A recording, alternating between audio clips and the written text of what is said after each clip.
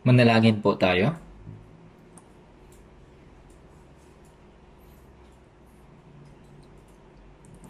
Banal at mahabagin naming Amang Diyos na sa amin ay nagmamahal, nagpapasalamat po kami sa iyong dakilang biyaya na inyong kinahabagan kami noong kami ay malayo sa inyo at lumalakad sa kasalanan.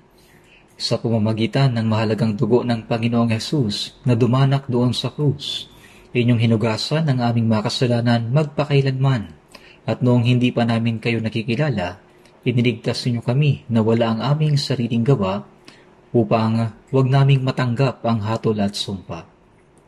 Nagpapasalamat kami sa iyong biyaya at tulong na pinahintulutan ninyo na maisagawa ng maayos ang summer retreat ng 7 beses ngayong taon. Salamat din po na ipinahintulot ninyo na maraming tao ang maligtas. Naniniwala kami na ito ay isang malaking kagalakan at kaluwalhatian sa Diyos. Sa mga bagong ligtas na naging mga anak ng Diyos at sa lahat ng mga banal na nabubuhay ngayon sa natitirang bahagi ng kanilang buhay na mayroong parehong pananampalataya at pag-asa, mangyaring patatagin niyo po kami sa salita ng Panginoon, pag-ibig at kapangyarihan ng banal na Espiritu, hanggang sa makapasok kami sa kaharian ng Diyos sa natitirang bahagi ng aming buhay.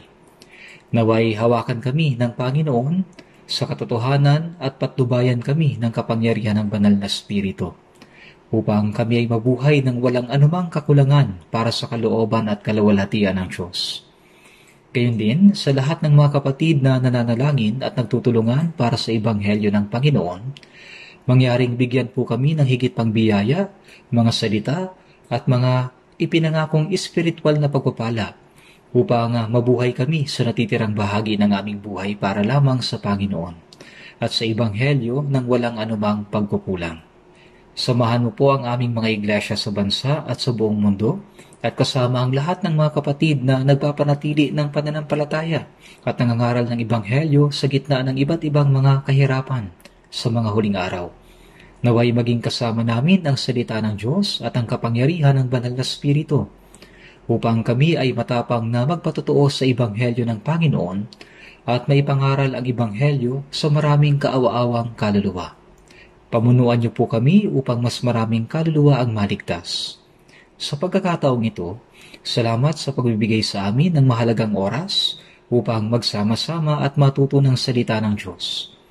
Panginoon na nagbibigay sa amin ng salita na aming kailangan sa tamang panahon at nagtuturo sa amin ng daan na dapat naming lakaran at sumasama sa amin sa pamamagitan ng iyong banal na biyaya at kapangyarihan. Ibigay niyo po sa amin ang salita na kailangan namin sa oras na ito. At gabayan kami upang mabuhay kami sa natitirang bahagi ng aming buhay para sa kalooban ng Diyos. Dalangin po namin ito sa pangalan ng Panginoong Hesus. Amen. Buksan po natin ang ating Biblia sa Mateo chapter 6.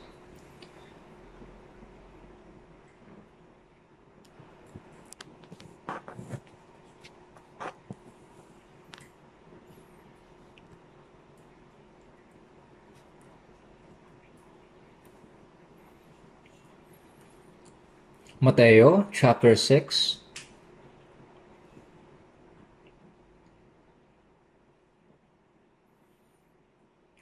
verse 19 to 24. Mateo chapter 6, verse 19 to 24. Verse 19 to 24, babasahin ko po.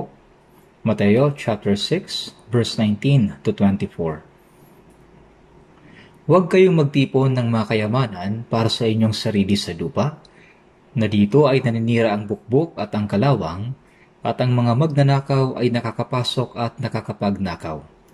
Kundi magtipon kayo para sa inyong sarili ng mga kayamanan sa langit, na doon ang mga bukbok at ang kalawang ay hindi makapanira, at ang mga magnanakaw ay hindi rin makakapasok ni makakapagnakaw. Sapagkat kung nasaan ang iyong kayamanan, naroon din naman ang iyong puso. Ang mata ang ilawan ng katawan. Kung ang tapat ang iyong mata, ang buong katawan mo'y mapupuno ng liwanag. Ngunit kung masama ang iyong mata, ang iyong buong katawan ay magiging kadiliman. Kaya't kung ang liwanag na nasa iyo ay kadiliman, anong laki ng kadiliman? Walang makapaglilingkod sa dalawang Panginoon, sapagkat kapupuotan niya ang isa at iibigin ang ikalawa, o magiging tapat siya sa isa at hahamakin ang ikalawa. Hindi kayo makapaglilingkod sa Diyos at sa kayamanan.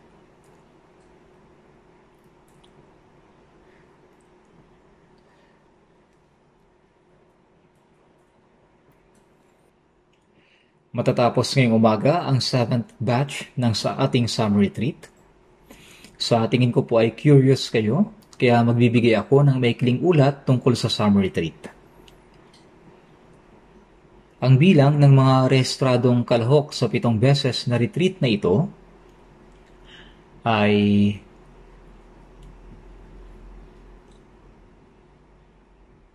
69,119. At ang ilan sa kanila ay dumalo ng makailang ulit. Ang ilan ay dumalo ng 4 o 5 beses. Kaya kung isasama natin silang lahat, ang kabuuang bilang ng mga dumalo ay hihigit sa 70,000. 2 beses na 12,000 tao ang dumalo sa isang batch. Minsan 11,500, minsan 11,000 ang dumadalo. At dahil sa napakaraming tao ang dumating, sa tingin ko, nasa 70,000 tao ang dumalo sa buong 7 batch. At nang hiningi ko ang bilang ng mga nagpabautismo, 3,979. Pero may mga magpapabautismo pa ngayong umaga, kaya ang kabuuang bilang ng mga nabautismohan ay higit 4,000. At sa pagkakataong ito, may 14,618 na bagong tao ang dumating at nakarinig ng salita ng Diyos. Sa tingin ko, marami sa kanila ang naligtas. Ako ay labis na nagagalak dahil sa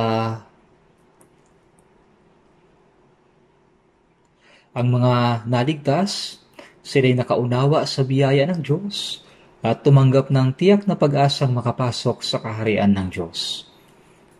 Kaya ako'y labis na nagagalak dahil dito. Sa Lucas, chapter 15, verse 7, magkakaroon ng higit na kagalakan sa langit dahil sa isang makasalanang nagsisisi kaysa 99 na taong matutuwid na hindi nangangailangan ng pagsisisi. Kung ang Diyos ay nagagalak dahil sa isang makasalanang nagsisi, gaano pa kaya ang napakaraming tao kung maliligtas? Gaano pa kaya ang kanyang kagalakan? Kaya sa pagkakataong ito, maraming tao ang naligtas. Narinig ko ang patotoo ng mga taong malapit sa akin. Nakita ko rin na maraming tao ang masayang nagsasabi na naligtas sila sa pagkakataong ito. Sa tingin ko, ang Diyos ay tiyak na nagagalak at naluluwalhati. Tiyak na may malaking handaan sa langit. Sa hymnal merong kantang, Heaven's bells are ringing and the feast is being held. Lost sinners returned. Gaano kaya kasaya ang Diyos? Ang Diyos ay tiyak na masaya at ang mga anghel ay tiyak na nagpaparoot pa rito na lumuluwalhati sa Diyos. At sa lahat ng mga brothers and sisters na nakisama sa gawain ng pag-aaral ng Ebanghelyo, nanalangin, naglingkod at nagpagal, mabuti po ang inyong ginawa. Nagpapasalamat po ako sa inyong lahat. Ang pag-aaral ng Ebanghelyo at pagliligtas ng mga kaluluwa ay hindi maisasagawa sa pamamagitan lamang ng mabuting pag-aaral ng pastor. Ito ay naisasagawa kapag ang mga naligtas ay taimtim na nananalangin para sa pagkilos ng Diyos at sila'y kasamang gumagawa para sa pagdiligtas ng mga kaluluwa. Ang lahat ay may gawain para sa pagdiligtas ng kaluluwa. Maging ito man ay sa parking, paglilinis, paghuhugas ng mga plato, kahit na mga mabibigat na trabaho. Noon, kapag ang mga ligtas ay dumadalo sa mga retreat, karamihan sa kanila ay dumadalo lamang, nakikinig ng sermon at umuuwi kaagad. Ngunit hindi na ganito sa mga araw na ito. Sa ngayon, iniisip ng bawat isa, kahit na hindi ako pastor o evangelist, kahit na hindi ako pwedeng mag-counsel, meron akong dapat na gawin. Ano mang bagay na pwedeng maitulong para maligtas ang kaluluwa. Kapag nakikita ko silang nagsusumikap sa paggawa, labis akong nagpapasalamat. At sa tingin ko, ang Diyos ay labis na nagagalak. Kung hindi tayo sama-samang mananalangin, tutulong at magpapagal, ang Diyos ay hindi kikilos. Sa Efeso chapter 3 verse 20, ngayon sa Kanya na makakagawa ng higit na sagana kaysa lahat ng ating hinihingi o iniisip ayon sa kapangyarihang gumagawa sa atin. Ang Panginoon ay hindi lamang kumikilos sa mga espesyal na tao. Siya'y gumagawa sa pamamagitan ng mga ligtas na banal na may isang puso, nakikibahagi at nananalangin ng sama-sama. Lahat ng ating hinihingi. Ano ba ang ating hinihingi? Tayong mga ligtas ay hindi naghahangad ng mga makamundong bagay, tulad ng maging mayaman o magtagumpay sa buhay. Sa halip, hinihiling natin na maraming kaluluwa ang maligtas at makarating sa Diyos. Ang mga taong hindi ligtas mula sa ating pamilya, mga kamag-anak, kaibigan, kapitbahay, at kahit na ang mga taong hindi natin kaano-ano, ay merong kaluluwa na nilikha ayon sa wangis ng Diyos. At dahil sa mahal sila ng Diyos, hindi ninanais ng Diyos na sila'y mapahamak, kundi siya'y nagnanais na sila'y dumating sa pagsisisi. Kaya sa awit 116 verse 15, mahalaga sa paningin ng Panginoon ang kamatayan ng kanyang mga banal.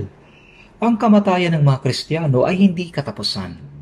Ito ang simula ng pagpasok sa buhay na walang hanggan at kaluwalhatian. Dahil dito, itinuturing ng Diyos na mahalaga ang kamatayan ng mga banal at ibibigay niya sa kanila ang mana na nais niyang ibigay. Sa Apokalipsis chapter 3:14 verse 13, mapapalad ang mga patay na namamatay sa Panginoon mula ngayon.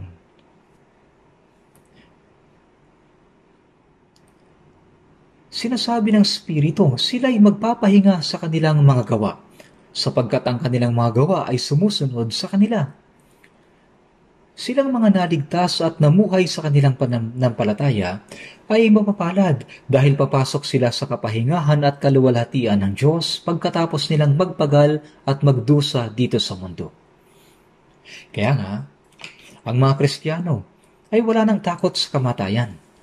Hindi tayo iniligtas para mamuhay at kumain ng maayos o para maging mayaman sa mundong ito, kundi upang magkaroon ng pag-asa sa buhay na walang hanggan at matanggap ang makalangit na kaluwalhatian kasama ang Diyos.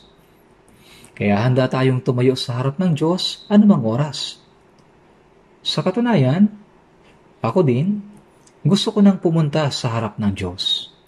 Kahit na gaano pa kaganda ang mga bagay sa mundong ito, madalas akong nakakaramdam ng pagnanais na mapabilis na sana ang pagpunta ko upang makasama ang Panginoon. Sa awit 118 verse 17, hindi ako mamamatay kundi mabubuhay, at ang magawa ng Panginoon ay isasalaysay. Ang dahilan kung bakit kailangan pang mabuhay ng matagal ang mga ligtas na tao sa mundong ito ay upang magpatotoo sa ginawa ng Diyos, upang marami pang kaluluwa ang maligtas. Yan ang dahilan.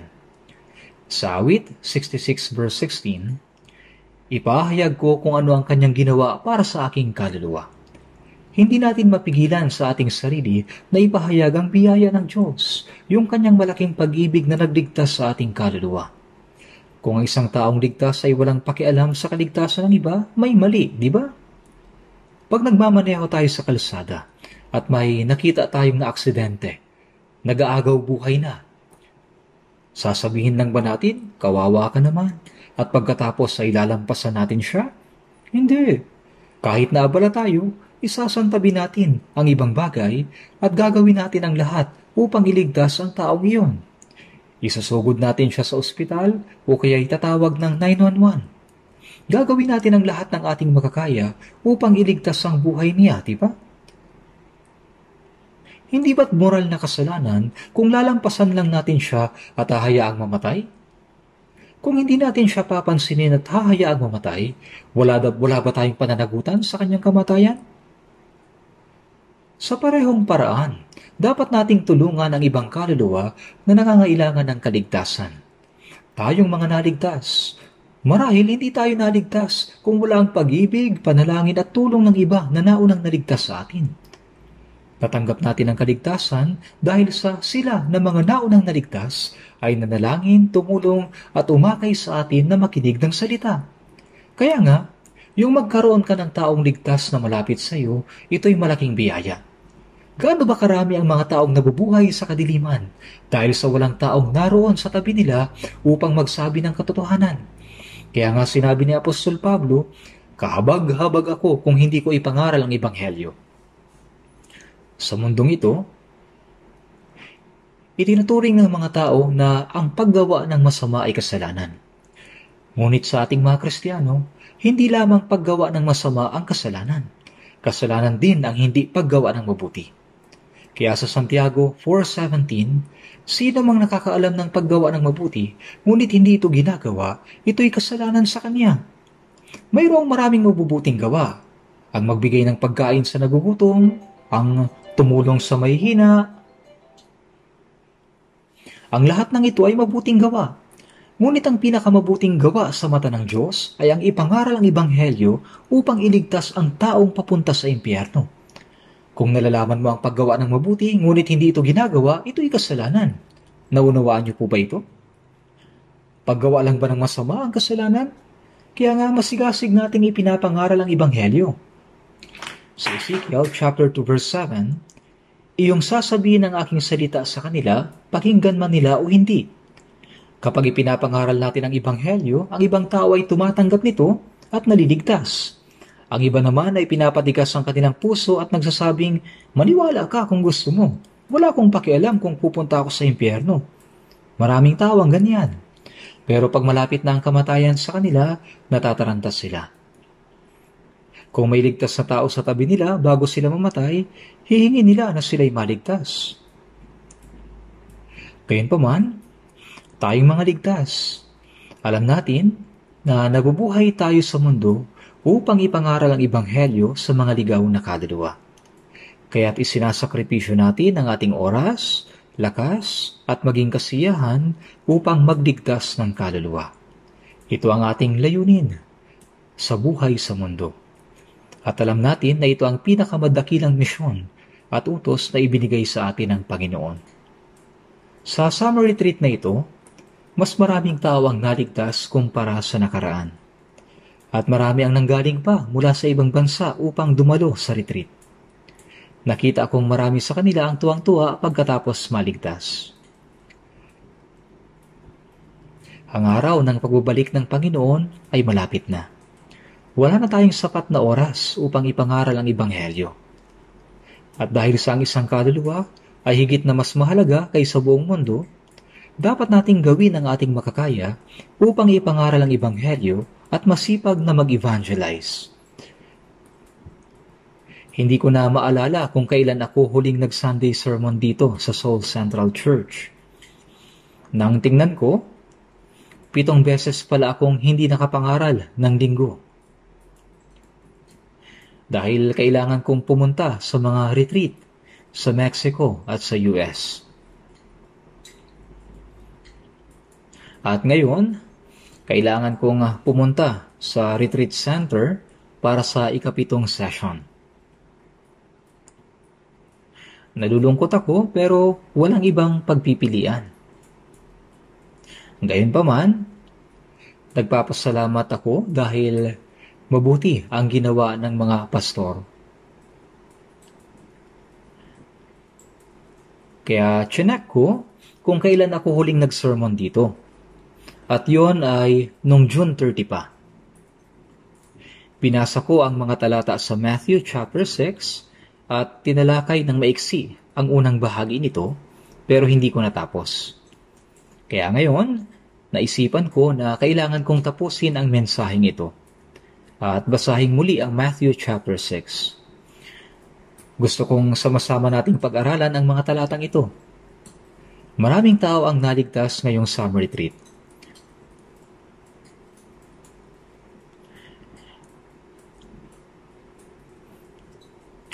Hindi lamang dito sa Seoul Central Church maraming naligtas, kundi pati na rin sa lahat ng mga iglesia na nakakalat sa ating bansa. Ngayon, sinabi ni Jesus sa Mateo, "Manalangin kayo ng ganito, Ama naming nasa langit." Hindi niyo ba napag-isipan kung gaano kamaluwalhati na matawag ang Diyos na lumikha ng mundo na Ama namin? Ama namin. Sinabi ni Jesus, "Aakyat ako sa aking Ama at inyong Ama, sa aking Diyos at inyong Diyos." Bago ang kanyang pagkabuhay na muli, si Jesus ang nag-iisang anak. Ngunit pagkatapos ng kanyang kamatayan at muling pagkabuhay, hindi na siya nag-iisang anak. Ang nabuhay na muli na si Jesus ay naging panganay mula sa maraming mga anak. Maraming mga anak ang isinilang. Kapag maraming ipinanganak na magkakapatid, ang dating nag-iisang anak ay nagiging panganay.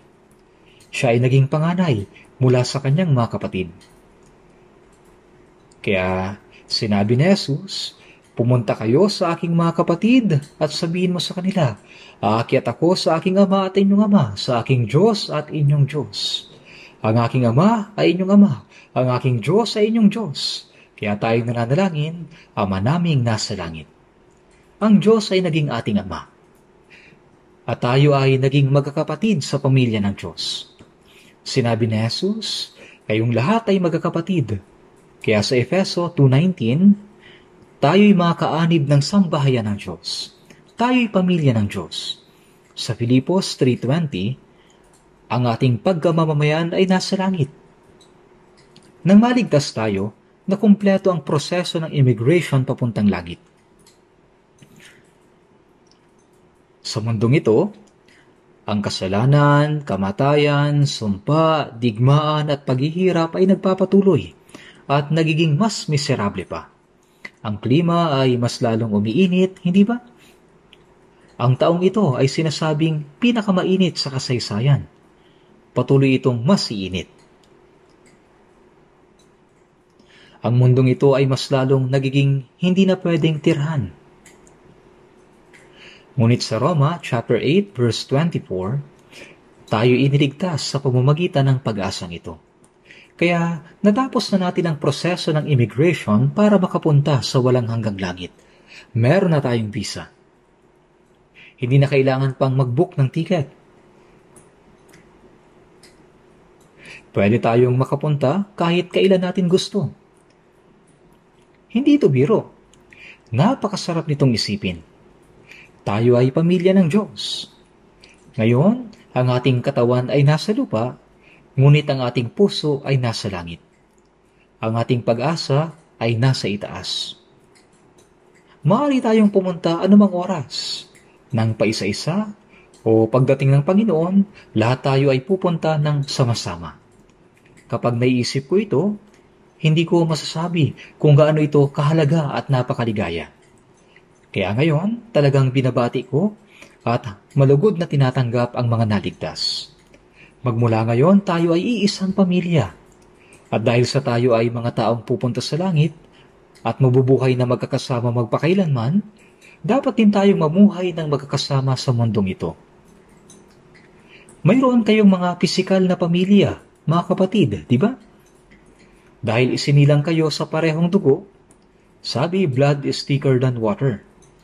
Gayunpaman, ang buhay ng Diyos, ang Espiritu ng Diyos, ay mas mahalaga kaysa dugo. At dahil sa tayo ay naligtas sa pamamagitan ng dugo ni Jesus, at ipinanganak ng Diyos na mayroong parehong Espiritu Santo, tayo ay mas malapit kaysa sa ating mga pisikal na kapatid. Mas malapit tayo sa isa't isa. Mas mararamdaman mo ito ng higit at higit pa habang nag-aaral ka ng Biblia. Sa John chapter 13 verse 34, makikita natin na ang mga naligtas ay dapat na magmahalan sa isa't isa, gaya ng pagmamahal ni Kristo sa atin. Dahil tayo ay iisang pamilya, dahil tayo ay mga anak ng Diyos, dahil tayo ay sama-samang pupunta sa langit at titira doon magpakailanman, kaya tayo ay nagmamahalan sa isa't isa. Kaya kahit sa mundong ito, ang mga miyembro ng pamilya ay nagtutulungan kapag sila ay nasa kaguluhan, sila ay nagmamahalan. Kailangan nating mamuhay ng kagaya nito sa mundong ito. Hindi ko masabi sa inyo kung gaano ako kasaya at nagagalak na maligtas at magkaroon ng maraming brothers and sisters. Hindi ako magiging malungkot. Ngayon, pag-isipan natin sandali ang mga talata sa Mateo chapter 6. Sa chapter 6, verse 19, tinalakay ko ito sandali noong nakaraan. Naalala niyo pa ba? Huwag kayong magtipon ng mga kayamanan para sa inyong sarili sa lupa. Ang tinutukoy dito na kayamanan ay ang mga pagmamayari natin. Kung titingnan natin ang mga tao sa mundo, silang lahat ay merong pagnanasa sa mundo. Kaya iniisip nila na ang layunin ng kanilang buhay ay kumita ng pera, magkaroon ng pagmamayari at maging mayaman. Ito yung iniisip nilang layunin nila sa buhay sa mundo. Ngunit sa Lucas chapter 12 verse 15, sinabi ni Jesus, mag-ingat kayo at magbantay laban sa lahat ng kasakiman. Ang lahat ay merong kasakiman sa kanilang puso. Kaya silang lahat ay nawawalan ng bait. Dahil sa kanilang pagnanasa sa mundo, sila ay matyagang nagtatrabaho, kumikita ng pera, nag-aaral at gagawin nila ang lahat kahit na anong paraan. Ang mga tao na walang kumpiyansa na kumita ng pera sa pamamagitan ng pagsisikap ay kadalasan nandaraya. Iniisip nila na kung sila ay yayaman, magiging matagumpay sila. Sinabi ni Jesus sa Lucas chapter 12 verse 15, ang buhay ng tao ay wala sa kasaganahan ng kanyang mga ari-arian. Sinabi niya na ang pag-iipon ng maraming ari-arian at pagiging mayaman, hindi ito ang layunin ng buhay. At sa kasunod na talata, merong isang mayamang tao na nag-imbak ng maraming pag-aari sa maraming panahon. Siya ay nagtayo ng malaking kamalig at nag-imbak ng maraming pag-aari para sa maraming taon. Siya isang taong mayaman. At kanyang sinabi, kaluluwa, marami ka ng pag-aaring nakaimbak para sa maraming taon. Magpahinga ka, kumain ka, uminom ka, magsaya ka. Maaring naiinggit ka kapag nakakakita ka ng ganitong tao. Sana ganyan din ako. Ngunit ano ang sabi ng Diyos? Hangal, sa gabing ito ay kukunin ang iyong kaluluwa. At kanino kaya mapupunta ang mga bagay na inihanda mo? Pwedeng tawagin ng Diyos ang iyong kaluluwa ngayong gabi. Kahit na nag-ipon ka ng kaalaman, kayamanan o karangalan, sa iyo ba ang mga ito? Hiram mo lamang ito ng panandalian. Iiwan mo ang lahat sa iyong pag-alis. Wala kang madadalang kahit na ano. Kaluluwa, marami ka ng pag-aaring nakaimbak para sa maraming taon. Iniisip mo ba na nabubuhay ang kaluluwa sa gayong mga bagay? Magpahinga ka, kumain ka, uminom ka, magsaya ka. Ang kaluluwa ay hindi nabubuhay sa ganitong mga bagay. Ang dapat na matanggap ng ating kaluluwa ay ang biyaya, pag-ibig at buhay ng Diyos. Binigyan tayo ng Diyos ng kaluluwa upang magkaroon ng buhay na walang hanggan at makapunta sa walang hanggang langit. Kaya ang kaunting dekada sa mundo ay isang maiksing proseso. Proseso upang makapunta sa walang hanggang kaharian ng Diyos. Ang 9 na buwan sa sinapupunan ng ina ay paghahanda upang ipanganak at mabuhay ng ilang dekada, di ba? Ang kaunting dekada sa mundo ay paghahanda para makapunta sa walang hanggang langit. Kailangan ninyong malaman ito.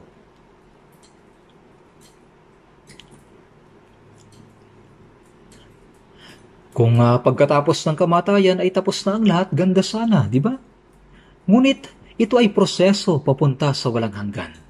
Sa mundong ito, naghahalo ang liwanag at kadiliman, mabuti at masama, katotohanan at kasinungalingan.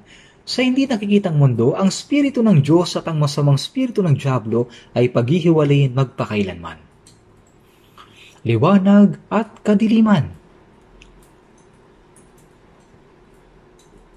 Ang langit ay lugar na may liwanag magpakailanman.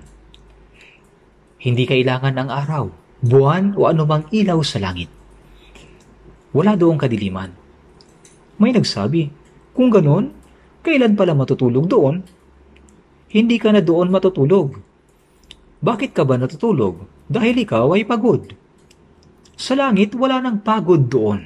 Ang liwanag ay ang kaluwalhatian ng Diyos. Sa kabaliktaran, ang impyerno ay isang madilim na lugar na walang anumang liwanag.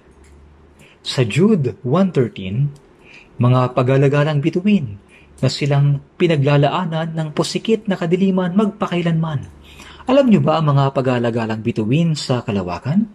Ang ilang bituin ay umiikot sa mga orbit na itinakda ng Diyos, habang ang iba ay gumagala. Ibig sabihin, silang mga hindi namumuhay ayon sa salita at plano ng Diyos, kundi namumuhay ayon sa kanilang sariling mga pagnanasa at paraan para silang mga bituing gumagala.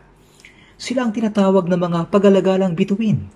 Umiikot ang mga gumagalang bituin at nahihigop sa isang black hole.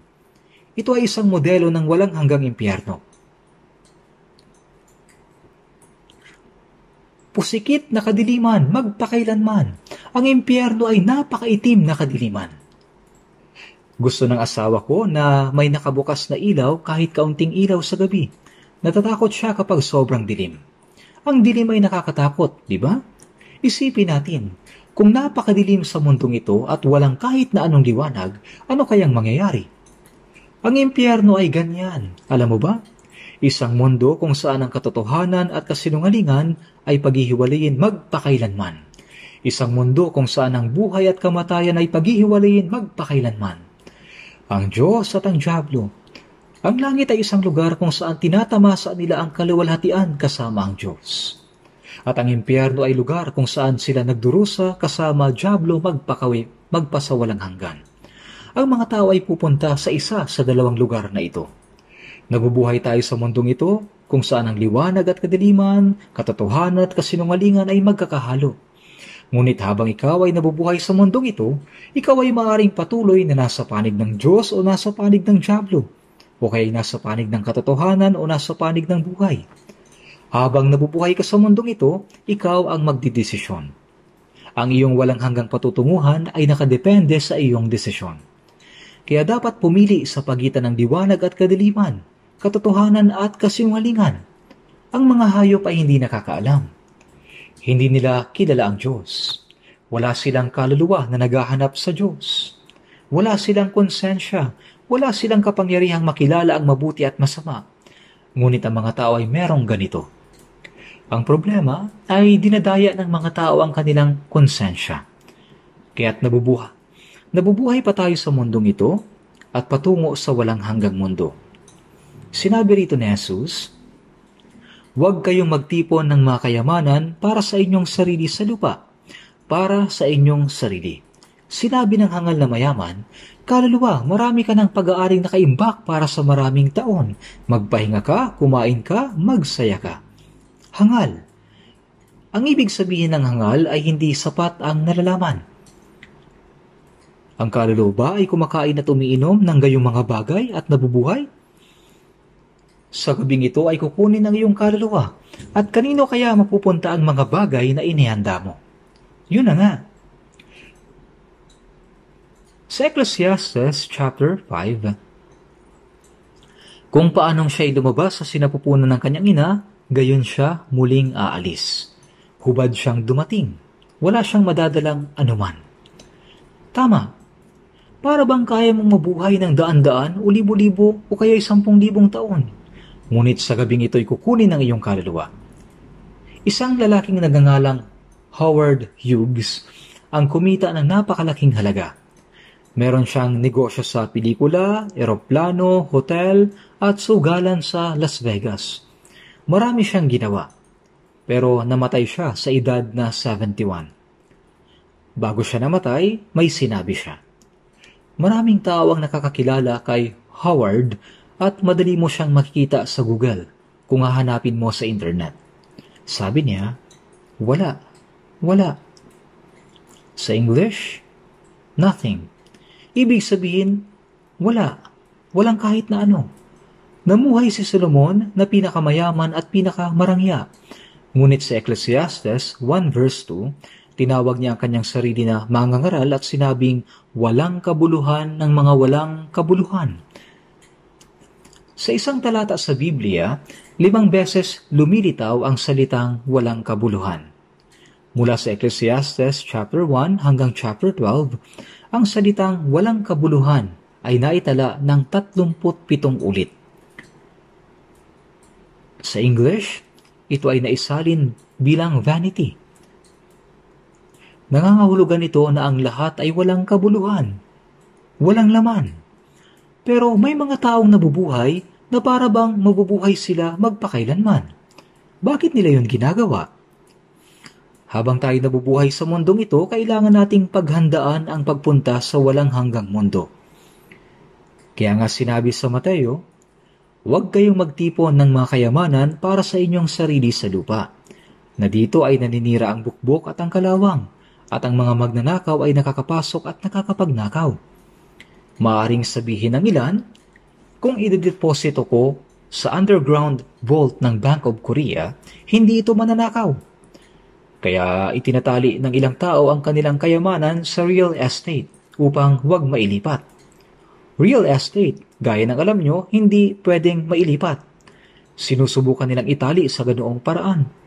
Sa Kawikaan 23, huwag magpakapagod sa pagpapayaman, maging matalino na ang sarili mapigilan. Sapagkat biglang nakakapagpak ang kayamanan, lumilipad na gaya ng agila patungong kalangitan. Lumilipad sila na parang agila patungo sa langit. May pakpak ang kayamanan. Ang iyong mga ari-arian ay maaaring biglang lumipad at mawala. Baka isipin mo, hahawakan ko sila ng mahigpit upang huwag makalipad. Kahit na pilitin mo itong hawakan, pwede pa rin itong lumipad. Kahangalan ang ganitong kaisipan. Kaya nga sinasabing huwag mag-imbak ng mga kayamanan sa lupa para sa iyong sarili. Ang naitayo mo sa mundong ito ay hindi talaga para sa iyong sarili. Ang chairman ng Samsung Group ay namatay. Hindi na kailangang banggitin ang kanyang pangalan.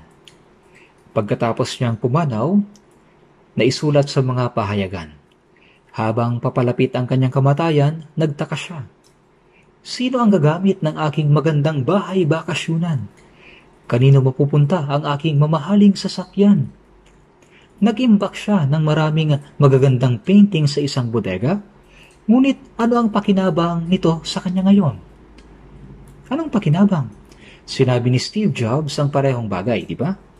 Si Steve Jobs, kahapon lang may balita tungkol sa kanya sa TV.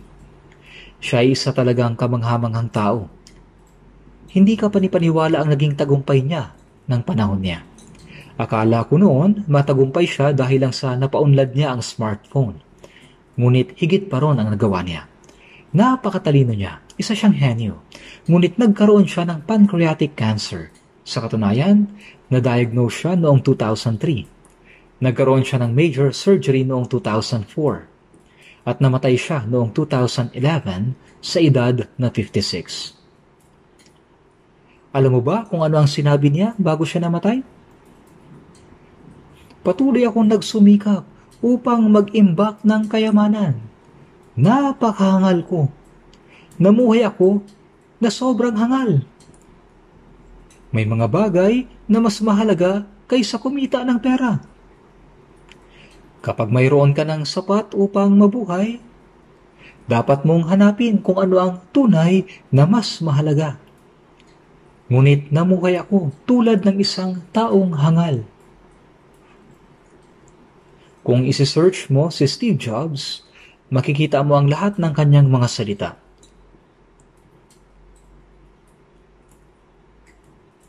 Napansin ko na kapag namamatay ang mayayamang tao, madalas nilang sinasabi, nabigo ako. Karamihan sa kanila ay hindi nabuhay ng napakatagal. Hindi tayo dapat maging hangal. Kaya nga sinabi ni Jesus, huwag kayong magtipon para sa inyong sarili ng mga kayamanan sa lupa. Nabanggit ko na dati ito, kaya ipapaalala ko sa inyo. Ngayon, sa verse 20, ngunit magtipon kayo para sa inyong sarili ng mga kayamanan sa langit. Ang salitang ngunit ay binabanggit kapag may isang napaka-importanteng bagay na sinasabi. Ang mahalagang bagay na maunawaan na dito ay hindi sinasabing mag-imbak ng mga kayamanan sa langit para sa Diyos. Sinasabi dito na mag-imbak ng mga kayamanan sa langit para sa inyong sarili. Sa halip na mag-imbak ng mga kayamanan sa lupa para sa inyong sarili, mag-imbak kayo ng mga kayamanan sa langit para sa inyong sarili. Maring isipin ng iba, kung kikita ako ng pera sa mundong ito at ipapadala ito sa langit, maaari ko itong kunin ng ma-interes sa bangko doon. Ngunit hindi ito ganoon tumatakbo. Ang pera mula sa mundong ito ay hindi napupunta sa langit. Kung ang isang tao ay lilipat mula sa Korea papunta sa ibang bansa, tulad ng US o Europa, kailangan muna niyang ilipat ang kanyang mga ari-arian sa bagong lugar, di po ba? Kailangan muna niyang ilipat yung kanyang mga ari-arian sa bagong lugar. Bago sila umalis, ibinebenta nila ang kanilang bahay, lupa at iba pa upang mailipat ito.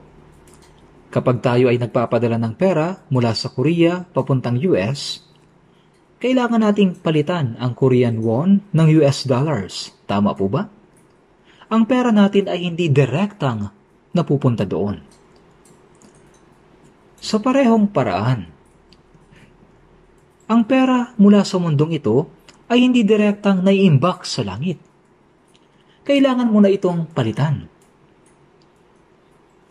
Kaya ano ang dapat gawin?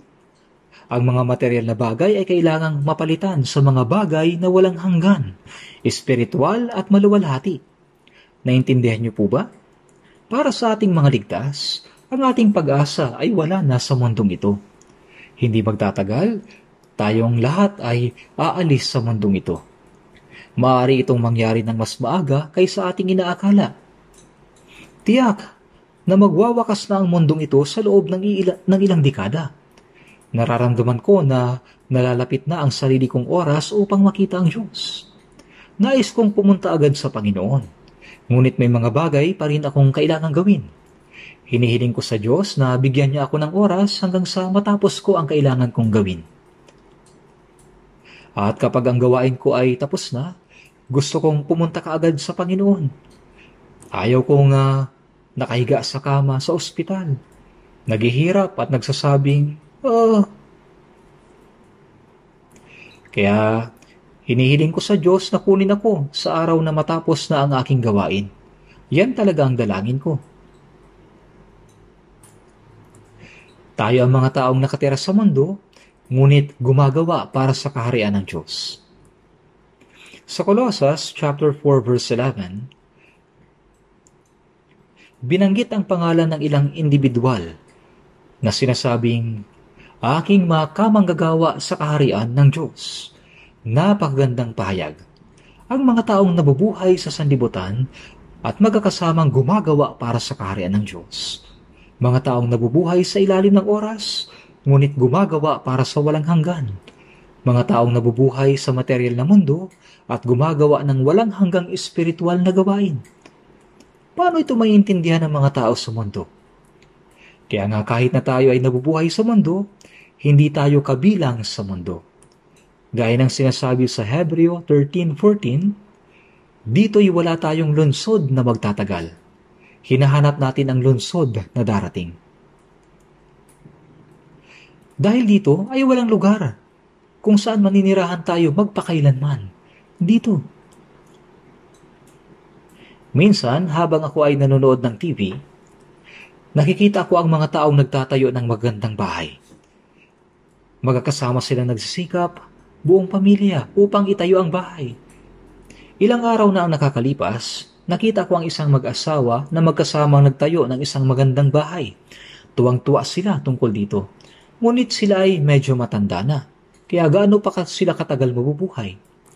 Sa lalong madaling panahon, magsisimula silang magsabi, likod ko, balakang ko, ulo ko, hindi na makagalaw, humahagulgul na lang sa sakit.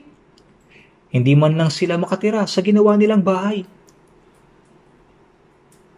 Nakahiga sila sa kama sa ospital. Humahagulhol hanggang sa huli. Yun ba talaga ang bahay nila magpakailanman? Iniisip ba nila na sila ay makakatira doon magpakailanman? Hindi talaga. Sa Filipos 3:20, sapagkat ang ating pagkamamamayan ay nasa langit. Mula roon ay hinihintay natin ang tagapagligtas ng Panginoong Hesukristo. Kahit na umalis ako sa mundong ito ngayon, ipapadala ng Diyos ang kanyang mga anghel upang ako'y kunin kasama niya. Kapag nagsasalita ako ng mga bagay na tulad nito, sinasabi ng iba, Pastor, bakit ninyo sinasabing mauna ka? Malamang sabay tayong pupunta. Ang dahilan ay ang araw ng pagdating ng Panginoon ay tunay na napakalapit na. Ang mundong ito ay nilikha na may nakatakdang oras. At kapag dumating na ang takdang oras na iyon, ito ay magwawakas.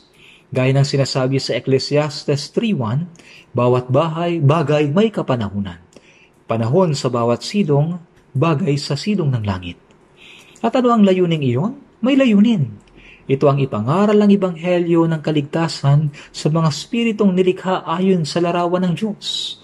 Kapag ang Ebanghelyo ito ay naipangaral na, hanggang sa kaduluduluhang bahagi ng lupa, lahat na nakalaan sa langit ay handa na, ang kasaysayan ay magtatapos. Kaya sa Matthew 24:14, ang magandang balitang ito ng kaharian. Ang magandang balita ng kaharian ng langit. Ibig sabihin, kapag ang Ebanghelyo ay naipangaral at handa na ang mga taong pupunta sa langit, sila'y magiging mamamayan ng kaharian ng langit.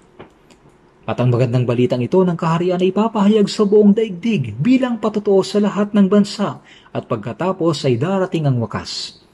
Nang sinabi ito ni Jesus, hindi pa rin ito lubusang pinaniniwalaan ng mga alagad.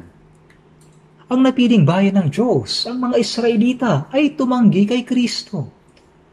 Ngunit kapag ang Ebanghelyo ay naipangaral na sa Jerusalem, sa buong Judea at Samaria, at hanggang sa kaduluduluhang bahagi ng lupa, at sa lahat ng mga bansa, darating ang wakas. Ang lumang tipan ay isinulat sa Hebreo, ang ilang bahagi nito sa Aramaiko, at ang bagong tipan ay isinulat sa Griego. At ngayon, pagkaraan ng 2,000 taon, ang Biblia na meron tayo ngayon ay naisalin na sa 3,686 na wika sa mundo. At merong istatistika na nagsasabing naisalin na ito sa bawat wika na pwedeng isalin. Walang sino mang pwedeng magdahilan na hindi sila naniwala sa Biblia dahil hindi nila ito narinig. Sapagkat ang Biblia ay naipalaganap na ng mabilis sa pamamagitan ng transportasyon, radyo at mga dokumento. Ngayon, ito ay nasa buong mundo. At ang mga Israelita na tumanggi kay Kristo hanggang sa Ebanghelyo ay ipangaral sa buong mundo, ay ikinalat sa buong mundo sa loob ng 2,000 years. Sila ay pinagpapatay. Bakit nga ba ang may pinakamasirableng kasaysayan sa mundo ay ang napiling bayan ng Diyos? Alam niyo ba? Noong ikalawang digmaang pandaigdig, 6 na milyong Hudyo ang pinagpapatay sa loob ng ilang taon. Ang dahilan kung bakit ang mga taong pinili ng Diyos ay namatay ng miserable ay dahil si Jesus, ang Kristo, ay dumating sa lupain ng Israel. Siya ay naparito sa kanyang sariling tahanan, ngunit hindi tinanggap ng sarili niyang bayan. Ang pagtanggi ng mga Israelita kay Kristo ang nagdala kay Titus noong AD 70 at walang awa niyang pinatay ang 1.1 million na mga Hudyo at ikinalat ang iba sa sumunod na 2,000 years. Bakit ganoon? Ito ay isang praktikal na aral upang ipakita na hindi lamang sa Israel, kundi maging sa buong mundo kung gaano kalaki ang kasalanan ng pagtanggi kay Kristo. Ang kaparusahan ay walang hanggang impyerno. Gayunpaman, pinanauli ng Diyos ang Israel upang ipakita na ang Diyos ay hindi patay. Kahit na nawasak ang Israel dahil sa pagtanggi kay Kristo, ang Diyos ay hindi patay. Ang Israel ay isang bansa na naglaho sa loob ng 2,600 taon. Ang pagkawala ng kanilang bansa ay nagsimula noong 586 BC, nang sila ay sakupin ng Babylonia, Persia, Gracia at ng Roma. Sila ay isang bansa na sinakop sa loob ng 600 years. At pagkatapos ng panahon ng mga Romano, sila ay ikinalat sa buong mundo dahil sa pagtanggi kay Kristo. Ang mga Hudyo ay walang bansa sa loob ng 2,600 years. At sa loob ng 1,900 taon ay pinagpapatay sila saan man sila magpunta. Kailangan nilang magtago sa bawat sulok upang mabuhay. Kaya sino ang tatawag sa kanila na isang bansa? Gayunpaman, sinabi ng Biblia sa Ezekiel 36, "Isinaalang-alang ko ang aking banal na pangalan na nilapastangan ng sambahayan ni Israel." Sinabi ng mga tao, hindi ba't sila ang mga Israelita na napiling bayan ng Diyos? Hindi ba't ang lupain ng Israel ay ibinigay sa kanila? Bakit sila nakakalat sa buong mundo at pinagpapapatay? Bakit naging ilang ang kanilang lupain? Patay na siguro ang Diyos. Sinabi na ang pangalan ng Diyos ay nalapastangan dahil sa pagkawasak ng bansang Israel. Ang dating makapangyarihan at napakayaman ay bumagsak. Kung ang anak ay isang naging kahabag-habag na pulubi o kaya na may nakulong, sasabihin ng mga tao, yan yung anak.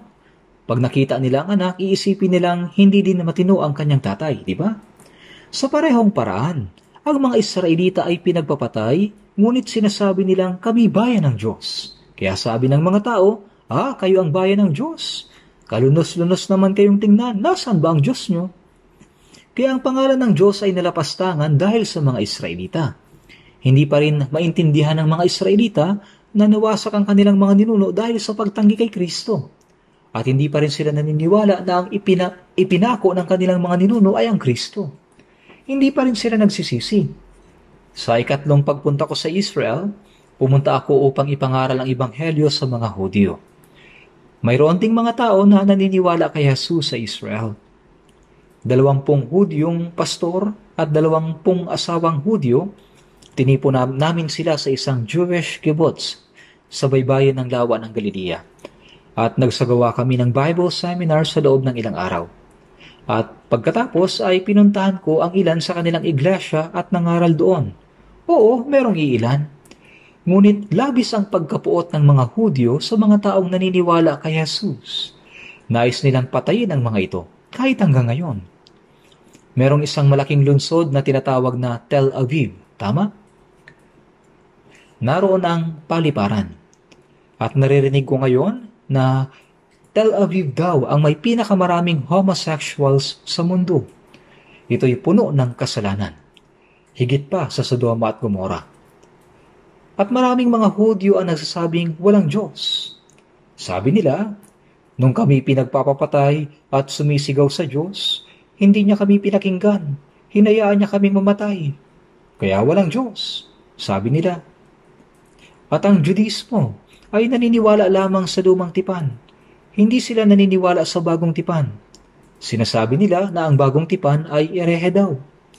Hindi sila naniniwala kay Jesus bilang Kristo. Sila'y naghihintay pa rin sa Mesiyas na darating bilang hari.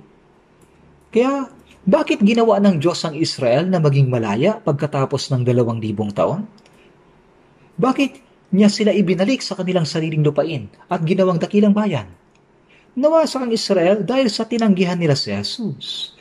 Maaaring ang Israel ay namatay, ngunit ang Diyos ay hindi. Kaya ito ay upang pabanalin ang pangalan ng Diyos, na nilapastangan ng Israel upang ipakita na ang Diyos ay buhay. Ginawa sila ng Diyos na malaya pagkaraan ng 2,000 taon. Sila isang bansa na naglaho sa loob ng 2,600 taon. Kailangan nilang manirahan sa bawat sulok ng mundo. Sino ang tatawag sa kanila na isang bansa? Ngunit noong May 14, 1948, nagdeklara sila ng kalayaan. At kinabukasan, ang mga Arabo, ang mga Muslim na naniniwala kay Allah, ay sumalakay sa Israel. Ang Israel ay walang hukbo, walang sandata. Wala silang kahit na ano. Ngunit sila'y nanalo. Yun ang First Middle East War. Ang unang digmaan sa gitnang silangan. Nanalo din sila sa Second Middle East War noong 1956 at sa Six-Day War noong June 1967, kung saan 14 na Arab nations ang nagkaisa laban sa kanila. Pinalibutan sila at sinubukang lipulin sa isang iglap. Ngunit Israel ang nanalo, alam niyo ba? Ang buong mundo ay nagulat. Sa loob lamang ng 6 na araw, Merong 120 million tao ang 14 na bansa at 2.25 milyong tao lang ang nasa Israel ng panahong yon. Lumaban sila at tinalo ang hukbo ng mga Arabo. Sina Sarah ay sumuko sa loob ng 6 na araw. Kung hindi siya susuko, dudurugin ng Israel ang Cairo. Sa Fourth Arab-Israeli War noong October 1973, Israel din ang nanalo. At tingnan ninyo ngayon, ang Hamas ay nagpaputok ng libu-libong missiles upang wasakin ang Israel. Ngunit anong naging resulta? Ngayon, ang Gaza ay nawasak. 40,000 na tao ang namatay at ang Israel ay hindi matinag. Sila ay maliit na piraso lamang ng lupain. Ngunit, kailangan nyo nga malaman na Diyos ang nasa likuran ng Israel. Maaari kang lumaban sa Israel at manalo. Ngunit hindi ka maaaring lumaban at manalo sa Diyos.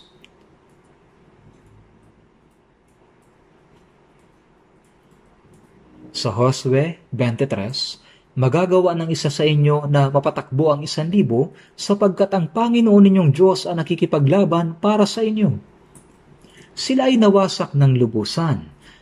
Ngunit nang ipanauli ng Diyos ang Israel, ang isang Israelita ay kayang dumaig ng 1,000. Sapagkat Diyos ang nakikipaglaban para sa kanila.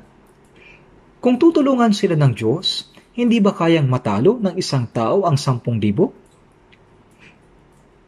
Sila ba'y pwedeng makipaglaban sa Diyos at manalo? Hindi. Ang pakikipaglaban sa Israel ay pakikipaglaban sa Diyos. Kaya anyway, ang mga taong tumanggi kay Kristo, hanggang ngayon, maraming Israelita ang tumatanggi sa Kanya. Ngunit bibigyan sila ng huling pagkakataon na makakuha ng kaligtasan. 144,000 na Israelita.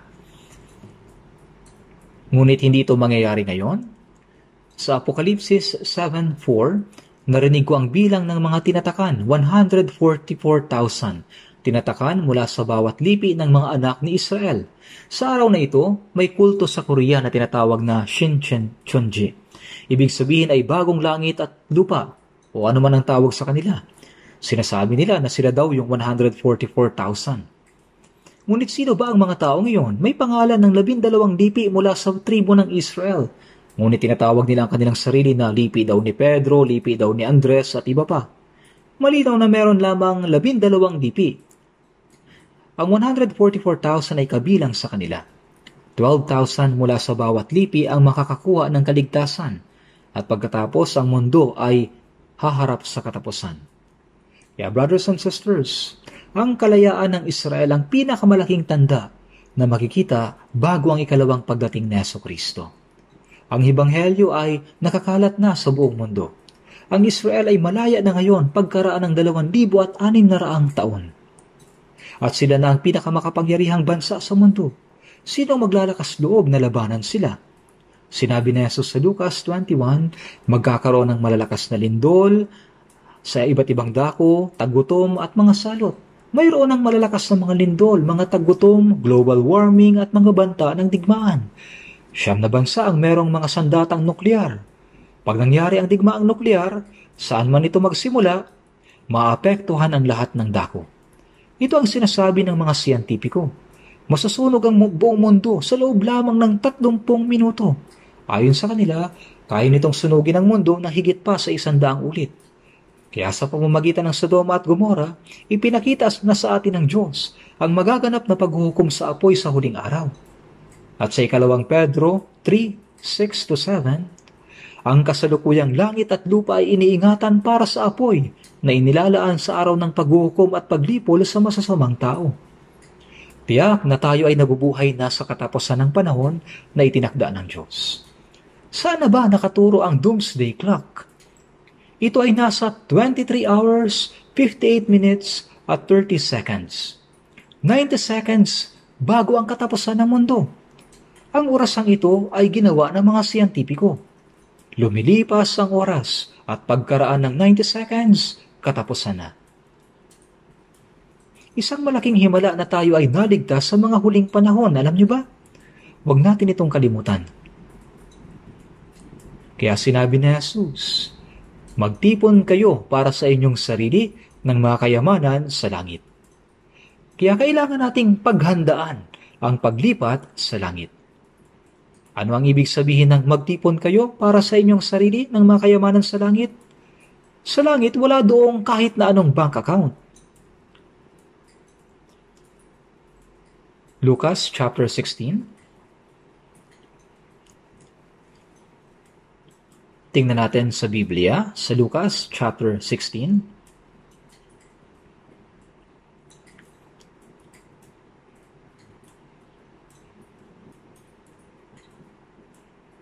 Lucas chapter 16, verse 9.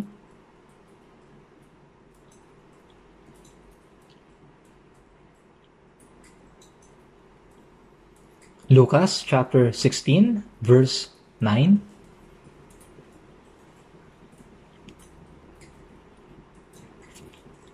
Chapter 16, verse 9.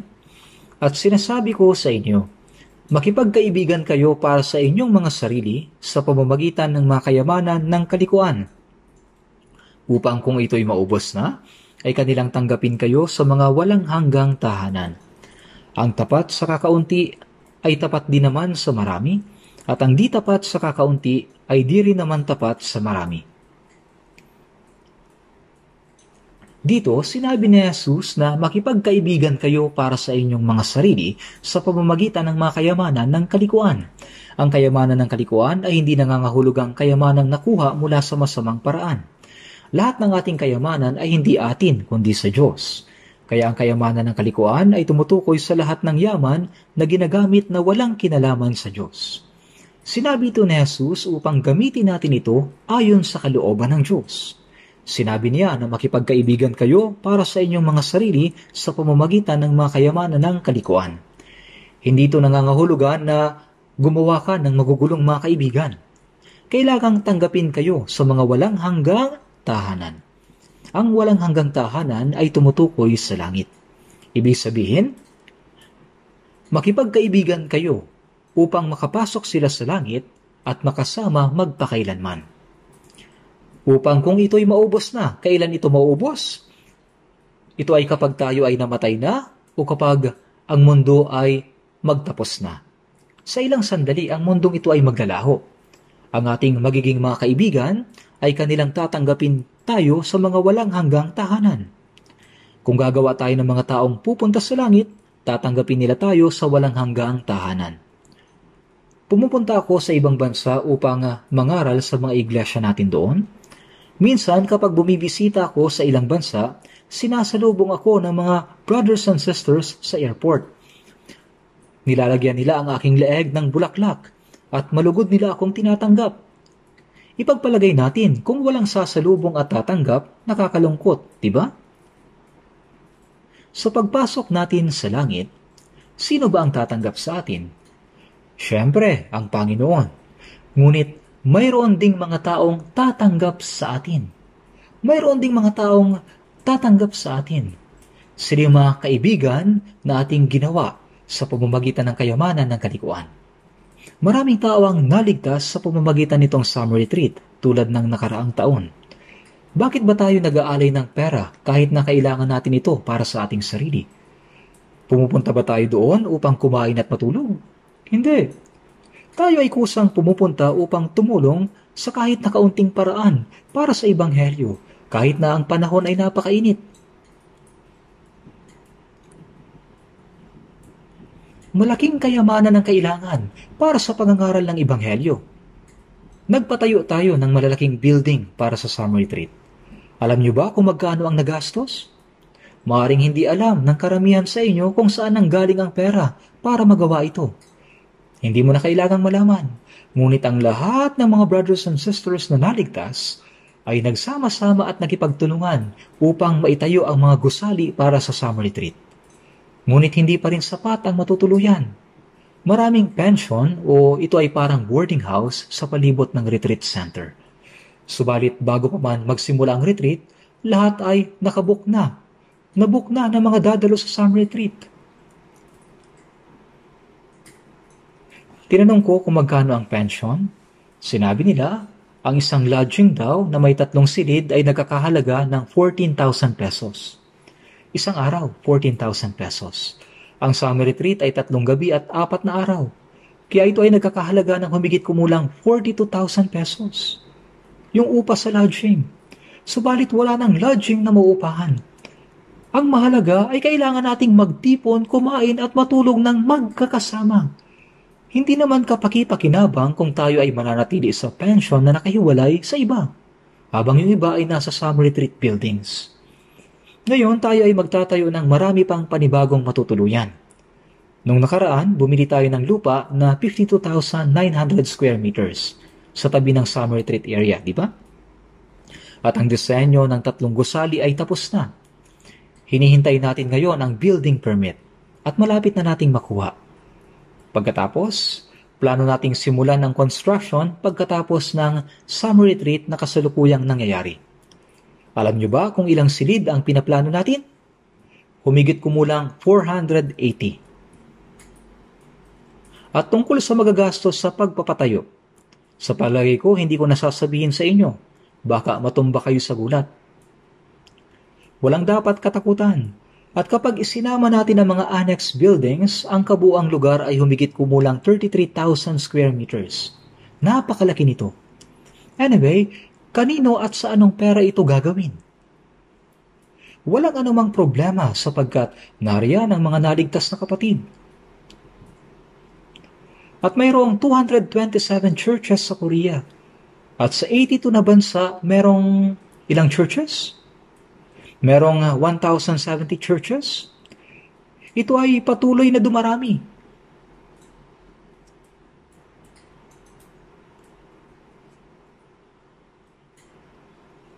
Ilang churches? 1,070.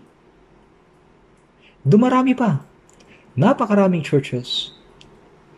May mga misyonero at local ministers doon, ngunit karamihan ay sa mga hindi maunlad na bansa. Kaya kailangan nating magpadala ng pera para sa gawain ng mission mula sa Korea. At ito ay malaking halaga. Ngunit ginagawa natin ito nang walang anumang problema. Nang makita ko ang halaga na inihandog ng mga naligtas na kapatid na may pusong magpadala ng mga misyonero, ito ay talagang napakalaki. Noong nagkaroon ng pandemya at hindi tayo nakakapagtipon, ang offering mula sa mga brothers and sisters sa pamamagitan ng online bank ay napakalaki.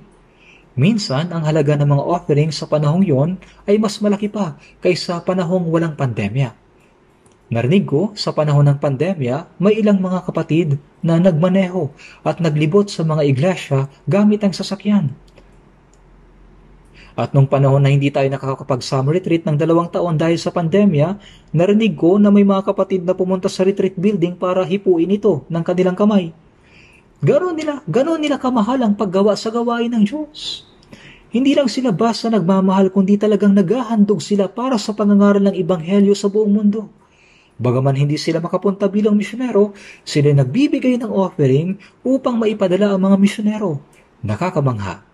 Ginugugol ang kanilang puso at lakas.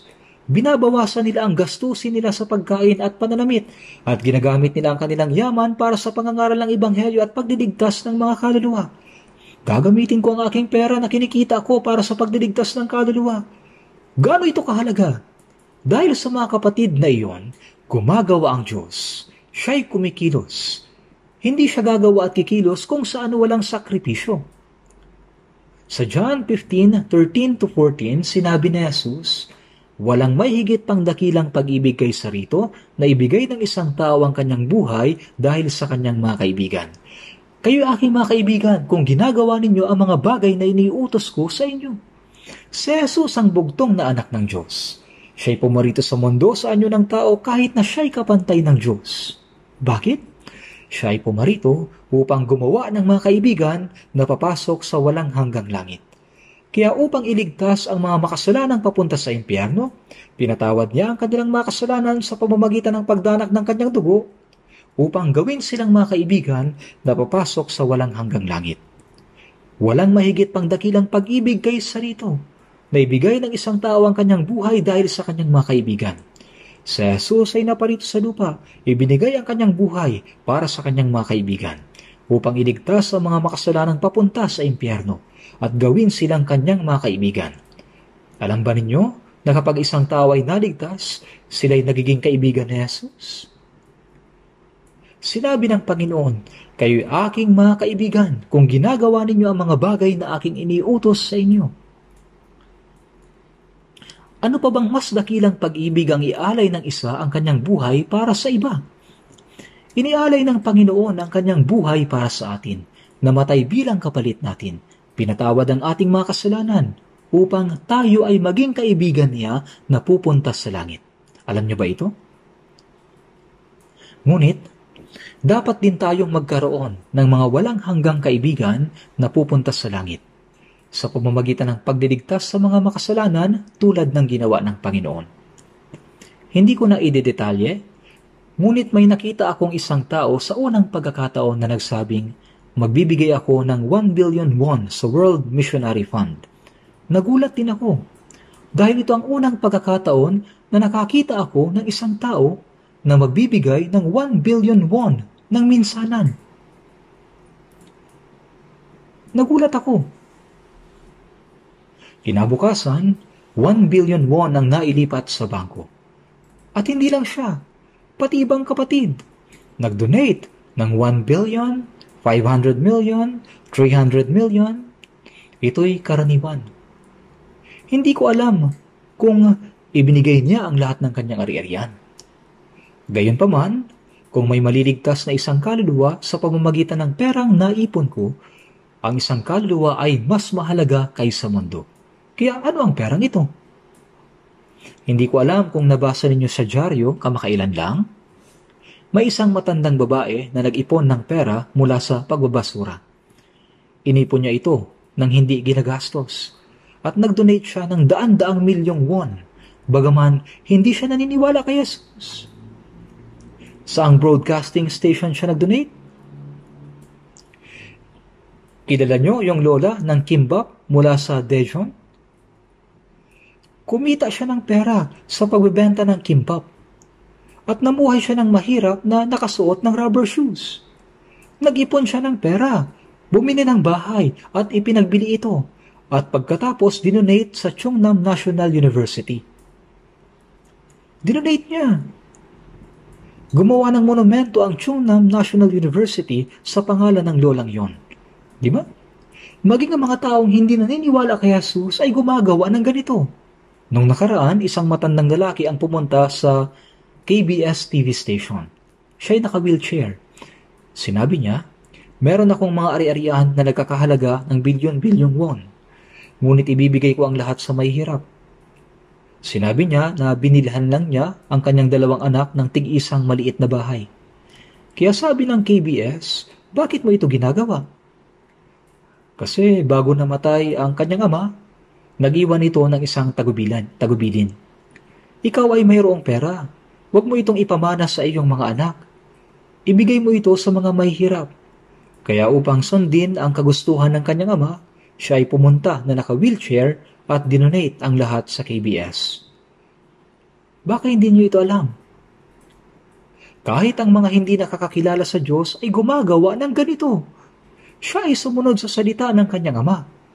Nakikinig din tayo sa salita ng Diyos Ama. Makipagkaibigan kayo para sa inyong mga sarili sa pamamagitan ng mga kayamanan ng kalikuan, upang kung ito'y maubos na ay kanilang tanggapin kayo sa mga walang hanggang tahanan. Sa ngayon, hindi natin alam kung sino ang nangangaral, kung sino ang nananalangin at nagsasakripisyo ng mga material na mga bagay, at sino ang naligtas bilang resulta. Subalit, alam lahat ng Diyos. At kapag humarap na tayo sa Panginoon, malalaman natin ang lahat. Kung ang mga brothers and sisters na ligtas ay hindi magsasakripisyo, hindi magbibigay ng offering, paano tayo makakapagpadala ng mga misyonero? Alam mo ba kung magkano ang nagagastos para makarating sa ibang bansa at makagawa ng gawain ang isang pamilyang misyonero?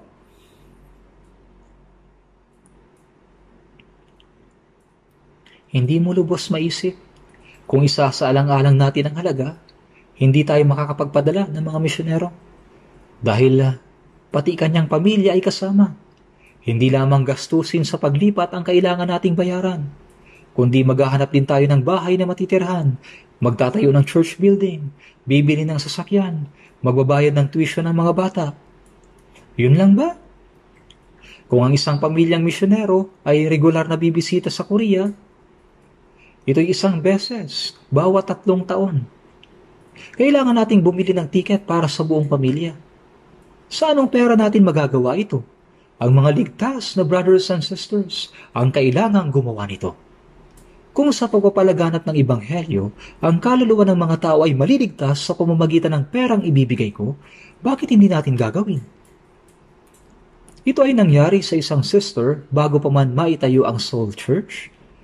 Nang kami ay naghahanda upang bumili ng lupa at magpatayo ng church building, ang sister na ito ay na-counsel ko at naligtas, subalit ang kanyang asawa ay hindi paligtas.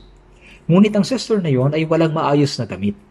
Narinig niya na may nakasale na mga damit, 80% discount. Kaya siya ay pumunta upang bumili.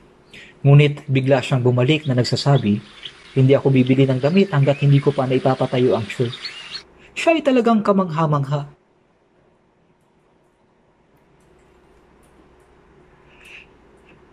Oo. Maraming kapatid ang gaya niya. Alam niyo ba na tayo ay naligtas dahil maraming tao ang nanalangin at nagsakripisyo para sa atin nang hindi natin napabatid? Ngayon, sinasabi natin, naligtas ako dahil mahusay mangaral ang pastor, naligtas ako dahil nagbigay ang pastor ng mabuting counseling. Yun lang ang alam natin. Ngunit hindi. Sa likuran nito ay maraming tao ang nanalangin. Nagsakripisyo ng mga material na bagay, nagsumikap. Hindi niyo ba alam ito? Alam ito ng Diyos. Ngunit kung paanong nalalaman ng Diyos, gaya sa 1 Corinthians 13:12, lubos din nating maunawaan kung paanong lubos tayong nakikilala. Malalaman din natin gaya ng pagkakaalam ng Panginoon. At masasabi natin, kung ang mga kapatid na yon hindi nagsakripisyo at nanalangin at nagsumika paano kung naligtas? At pagkatapos ay malugod na tatanggapin ng mga banal ang lahat ng tumulong sa kanila upang maligtas. Totoo ito. Ito ang sinasabi ng Panginoon na gawin natin. Pagkatapos, ang mga kayamanan ay may imbak sa langit para sa atin. Ang lahat ng naligtas ay mga anak ng Diyos at pupunta sa langit. Pagkatapos, depende sa kung paano tayo nabuhay pagkatapos ng kaligtasan, ang ating kaluwalhatian ay magkakaiba. Alam niyo ba ito? Kaya sa Mateo 19:21, sinabi ng Panginoon sa binatang mayaman, humayo ka, ipagbili mo ang iyong ari-arian at ibigay mo sa mga dukha at magkakaroon ka ng kayamanan sa langit. Hindi ito sinasabi tungkol sa kaligtasan. Ibig sabihin, kung gagawin yon ng isang taong ligtas, magkakaroon siya ng kayamanan sa langit. Ang kayamanan ay gantimpala. Maraming talata sa Biblia na nagsasabi na kahit na tumanggap tayo ng parehong kaligtasan, magkakaiba ang ating gantimpala at kaluwalhatian. Depende sa kung paano tayo nabuhay pagkatapos maligtas. Iba ang kaluwalhatian ni Pablo, iba ang kaluwalhatian ni Pedro, iba rin ang kay Apostol Juan. Pareho ba ang gantimpala ng nabuhay ng katamtaman lamang sa mga nagsumikap at naghirap para sa Panginoon? Ang gantimpala ay hindi isang bagay na magtatapos pagkatapos ibigay at magpalakpakan. Ito ay walang hanggang kaluwalhatian. Dapat tayong mabuhay para dito. Sa pagtayo natin sa harap ng Panginoon, maaari tayong makaramdam ng labis na kahihiyan at panghihinayang. Kung alam kong mangyayari ito, nabuhay sana ako ng mas masigasig pa at nagsakripisyo sana ako para sa Panginoon. Dahil sa aking mahinang katawan at mga bagay na makamundo, nabighani ako kaya hindi ako nakapamuhay ayon sa kalooban ng Diyos. Sasabihin natin ang mga ganitong bagay at pagsisisihan natin ang gusto. Pero may oras pa tayo. Dapat nating ipamuhay ang natitirang oras gaya nito. Sa mga Gawa 20:24, sinabi ni Apostol Pablo, hindi ko itinuturing ang aking buhay na mahalaga sa aking sarili upang maganap ko lamang ang aking katungkulan at ang ministeryong tinanggap ko sa Panginoong Hesus na magpatotoo sa magandang balita ng biyaya ng Diyos. Ano ang magandang balita ng biyaya ng Diyos? Ito ang biyaya na si Jesus, ang bugtong anak ng Diyos, ay namatay para sa atin at nagdanak ng kanyang dugo upang patawarin ang ating mga kasalanan upang iligtas tayo. Nangangahulugan ito na handa siyang ibigay kahit na 100 ulit ang kanyang buhay upang maipalaganap ang ebanghelyo ng biyayang ito. Hindi lamang niya ito sinabi. Maraming beses siyang ikinulong, binugbog ng hindi mabilang, halos mamatay ng maraming beses. At nang pumunta siya sa Tiatira upang mangaral, pinagbabato siya ng mga Hudyo hanggang mamatay. Ngunit siya'y nabuhay muli at nangaral. At sa huli ay ipinadala siya sa Roma bilang isang bilanggo. At habang nasa probation sa loob ng 2 taon, siya'y nangaral at pagkatapos ay pinagutan ng ulo at namatay. Sabi niya, nakipaglaban ako ng mabuting pakikipaglaban. Natapos ko na ang aking takbuhin. Iningatan ko ang aking pananampalataya. Mula ngayon nakalaan na sa akin ang putong ng katuwiran. Sumigaw siya. Hooray! Sinasabing si Pedro ay ipinako ng pabaliktad habang nangangaral ng ebanghelyo. Mula sa mga apostol ang namuhay ng maginhawa at namatay sa katandaan. Lahat sila'y naging martir. Malibang ang butil ng trigo ay mahulog sa lupa at mamatay, ito'y mananatiling nag-iisa. Ngunit kung ito'y mamatay, nagbubunga ng marami. Ang mamatay, ibig sabihin magsakripisyo. Dapat nating isakripisyo ang ating kayamanan, oras at kaligayahan, at kung kinakailangan pati ang ating buhay. Kung mabubuhay tayo para sa Panginoon at sa Ebanghelyo at mamamatay tayo para dito, ito'y tagumpay. Nang mamatay si Jesus, sinabi niya, natupad na. At sinabi ni Apostol Pablo bago siya pinugutan ng ulo, nakipaglaban ako ng mabuting pakikipaglaban. Kaya, ngunit huwag tayo magkaroon ng maling pagkaunawa sa talatang ito. Si Apostol Pablo ay nagdusa ng labis para sa Panginoon at nagsumikap hanggang kamatayan at natanggap niya ang putong ng katuwiran. Nangangahulugan ba ito na tatanggap din tayo ng kaparehong gantimpala ni Pablo dahil lamang sa hinahangad natin ang pagdating ng Panginoon? Hindi po. Hinahangad din natin ang pagpapakita ng Panginoon. Ngunit nangangahulugan ito na ang mga naghahangad sa Kanya ay dapat mamuhay tulad ni Apostol Pablo. Naintindihan niyo po? Hindi lamang tayo dapat maging masaya na tayo ligtas na. Bawat Kristiyano ay tatanggap din ng iba't ibang gantimpala, magkakaiba. Iba ang kaluwalhatian ni Pedro at iba rin ang kaluwalhatian ni Pablo. Ang kaluwalhatiang matatanggap natin ayon sa kung paano tayo nabuhay ay walang hanggang magkakaiba. Kung hindi maliligtas ang isang tao, mapupunta siya sa impyerno.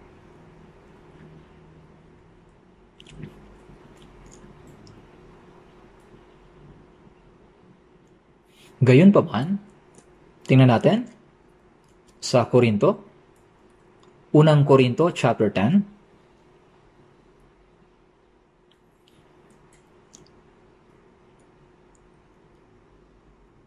Unang Korinto chapter 10,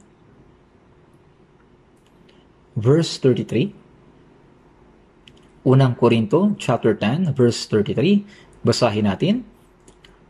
Kung paanong sinisikap kong makapagbigay lugod sa lahat ng mga tao, sa lahat ng mga bagay, na hindi ko hinahanap ang aking sariling kapakanan, kundi ang sa marami upang sila'y maligtas. Sinabi ni Apostol Pablo sa mga kapatid sa Korinto, sinisikap kong makapagbigay lugod sa lahat ng mga tao, sa lahat ng mga bagay. Bakit niya sinabing makapagbigay lugod sa lahat ng mga tao, sa lahat ng mga bagay? Otomatiko ba itong nangyayari? Na hindi ko hinahanap ang aking sariling kapakanan, kundi ang sa marami. Na hindi ko hinahanap ang aking sariling kapakanan, kundi ang sa marami. Hindi tayo makakapag-evangelize sa pamamagitan ng bibig lamang. Para sa pangangaral ng Ebanghelyo, kailangan nating manalangin, isakripisyo ang ating oras, kayamanan, kalayaan, at kung minsan ay ang ating buhay upang ipangaral ang Ebanghelyo. Kailangan nating isakripisyo ang maraming bagay. Alam niyo ba kung gaano karaming mga Kristiyano ang naging martir upang maipangaral ang Ebanghelyo sa atin? Alam niyo ba kung gaano karaming mga Kristiyano ang nagsakripisyo? Hindi lamang kamatayan ang sakripisyo. Minsan, ang isakripisyo ang ating kalayaan, ang ating kalagayan, kaligayahan, ang ating kayamanan, ito'y kinakailangan. Kaya sinabi ni Apostol Pablo, ipinasya namin kayo'y bahaginan hindi lamang ng Ebanghelyo ng Diyos, kundi pati ng aming sariling kaluluwa. Hindi lamang niya ipinangaral ang Ebanghelyo, kundi handa rin siyang mamatay, alang-alang dito, sapagkat kayo napamahal na sa amin. Kung mahal ng magulang ang kanyang anak, kahit ang maganda niyang mukha ay magiging kulubot dahil sa pagsisikap na pakainin ang kanyang mga anak.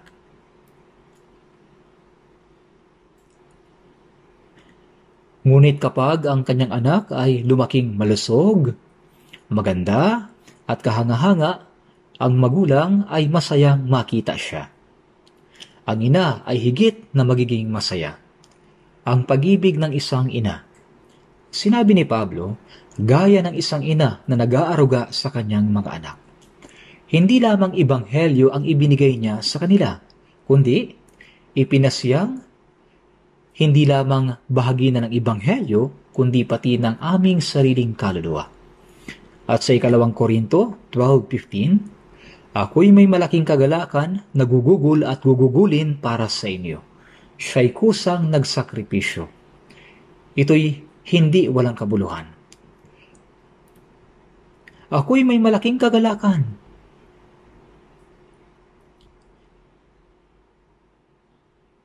Siya'y kusang nagsakripisyo. Gugugol at gugugulin para sa inyo.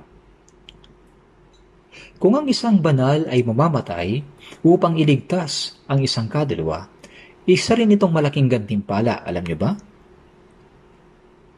Dapat nating ipangaral ang Ebanghelyo na may ganitong puso.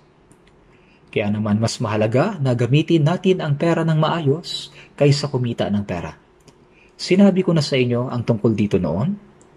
Kaya sa Deuteronomeo chapter 8 verse 2, sinabi ng Diyos pagkatapos ng Exodo, at inyong alalahanin ang lahat ng paraan ng pagpatnubay sa inyo ng Panginoon mong Diyos nitong 40 taon sa ilang upang kanyang pagpakumbabain ka at subukin ka upang malaman kung ano ang nasa iyong puso, kung iyong tutuparin ang kanyang mga utos o hindi.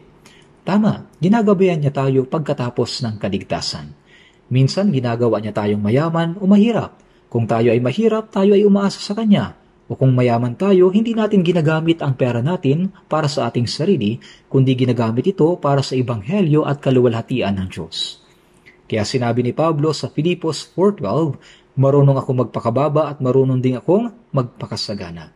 May isang simpleng paraan upang malaman kung ano ang pinapahalagahan ng isang tao, kung ano ang layunin ng kanyang buhay. Tingnan ninyong mabuti kung paano niya ginagamit ang kanyang pera. Kung siya'y kumakain at gumagastos ng marangya na gaya ng mga makamundong tao, yan ang pinahalagahan niya sa buhay.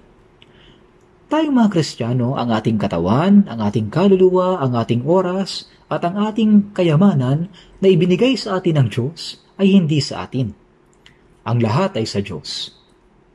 Dapat nating gamitin ang mga ito ng may pagpapahalaga. Alam niyo ba kung paano? Para sa pangangaral ng Ebanghelyo. Para sa gawain ng pagdidigtas ng kaluluwa. Yan ang pinakamahalagang paraan ng paggamit sa ating pera. Kung titingnan ninyo kung paano niya ginugugol ang kanyang pera, 100% malalaman mo ang kanyang pinahalagahan at layunin sa buhay.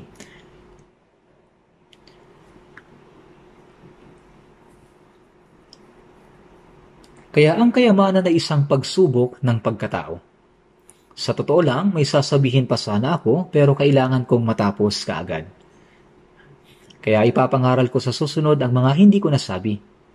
Kaya hanggang sa muling pagdating ng Panginoon, dapat nating gawin ang ating makakaya sa natitirang oras na mayroon tayo. At gamitin ang ating oras, kayamanan, kalayaan at maging ang ating buhay kung kinakailangan para sa Ebanghelyo. Ang pandaigdigang misyon ay naghihintay sa ating mga kamay. Naghihirap ang mahihirap na bansa. Kung hindi natin sila ipapanalangin at hindi tayo magsasakripisyo para sa kanila, ang Ebanghelyo ay hindi maipapalaganap sa kanilang lugar. Makipagkaibigan kayo para sa inyong sarili sa pamamagitan ng mga kayamanan ng kalikuan. Magtipon kayo para sa inyong sarili ng mga kayamanan sa langit. Huwag kayong magtipon ng mga kayamanan para sa inyong sarili sa lupa. Magtipon kayo para sa inyong sarili ng mga kayamanan sa langit. Dapat nating sundin ang mga salita ng Diyos upang ipangaral ang Ebanghelyo. Manalangin na po tayo. Mahabagin naming Amang Diyos, napag-isipan po namin ang mga salita ng Panginoon na nagsasabing, huwag kayong magtipon ng mga kayamanan para sa inyong sarili sa lupa. Ang aming mga katawan at kaluluwa ay binili ng dugo ng Panginoon, at kami ay pag-aari ng Panginoon. Nalalaman namin na ang natitirang bahagi ng aming buhay ay para sa kalooban at kaluwalhatian ng Panginoon at para sa Ebanghelyo. Pakiusap, gabayan mo po kami upang ang aming natitirang buhay sa mundong ito ay hindi maging walang kabuluhan, upang hindi kami mumuhay ayon sa mga pagnanasa ng aming laman, at naway wag mo po sanang hayaang maagaw ang aming puso ng mga walang kabuluhang bagay sa mundo, kundi sa kaluwalhatian lamang ng Diyos, upang kami ay magamit para sa gawain ng pagdiligtas ng kaluluwa. Dalangin po namin ito sa pangalan ng Panginoong Hesus. Amen.